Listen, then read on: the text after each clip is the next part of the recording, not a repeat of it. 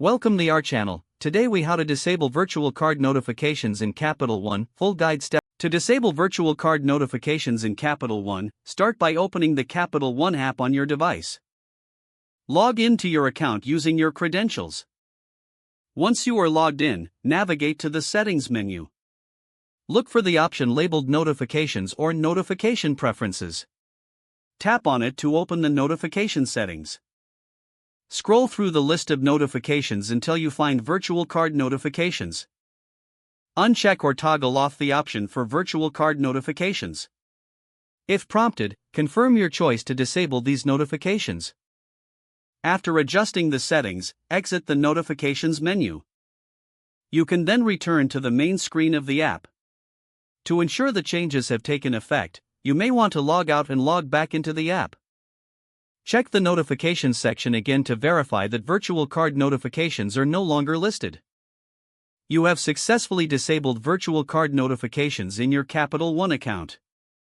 If the page does not load, refresh the browser or try again in a private or incognito window.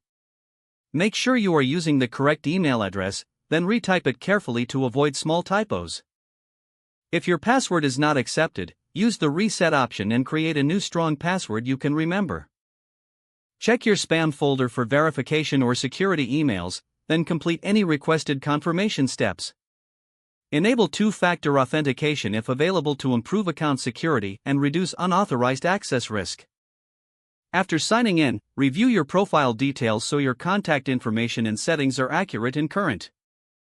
If you see an error message, note it down and try again after restarting your device and internet connection. Log out when you finish, especially on shared devices, to keep your account and payment information secure.